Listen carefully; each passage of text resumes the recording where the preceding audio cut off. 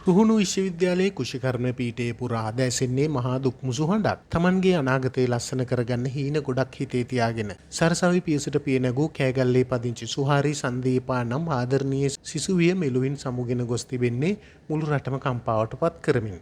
වාර්තාවන තොරතුරු වලට අනුව නම් ඇය මෙලෙස මිය ගොස් ඇත්තේ හදිසි අසනීප තත්ත්වයක් හේතුවෙන්. රුහුණු විශ්වවිද්‍යාලීය කුෂිකර්ම පීඨයේ 46 වන ශිෂ්‍ය කණ්ඩායමේ ඉගෙනුම ලැබූ ඇය කාගේත් ආදරේ දිනාගත් දක්ෂ මෙන්ම නිහතමානී තරුණියක්. ඇගේ මේ බලාපොරොත්තු නොවූ වියෝ දරාගත නොහැකි වූ ඇගේ සමීපතම ආදරණීය මිතුරියක් Tamanගේ මුහුණු පොත හරහා තබා තිබුණේ කියවන කාගේත් පපුව ගීරි ගැසෙන ආකාරයේ සංවේදී සටහනක්. සරසවි ජීවිතයේ මුල්ම දවසේ හමුවුණු ඒ සුන්දර මිතුරිය Tamanව දාලා යන්න මෙයයි කියලා ඒ මොහොතකටවත් හිතන්නේ නැතුව ඇති. සරසවියට ආපු මුල් දවස්වල දකින්න හීන හැබෑ කරගන්නත් කලින්ම Tamanගේ ආදරණීය යහළු එළියන් තනි කරලා සුහාරි මේ යන්න ගියේ කාටවත්ම කියාගන්න බැරි තරම් දුකක් ඉතුරු කරලා. ඇගේ මිතුරිය කියනවා වගේම ඈ ඇත්තටම ඉක්මනින් දෙව්දුවක් වෙතම යන්න ඇති. ඈ තබා තිබුණේ මෙන්න මෙවැනි සටහනක්. සුහුඹුල් සරසවි ආරම්භුමේ හමු වුණා නුබෝ සුන්දර මිතුරියක් ලෙසින්. සොයුරියක් තරමට බැඳී ගියත් සිතුනේ නැහැ මොහොතකවත් නුඹ අප තනිකර මෙලෙසින් ඉක්මනින් දෙව්දුවක් වන බව. ඉතින් සොයුරිය හමුවෙමු නැවත භවයක අපගේ ලැබෙන මිතුරියක් විලසට.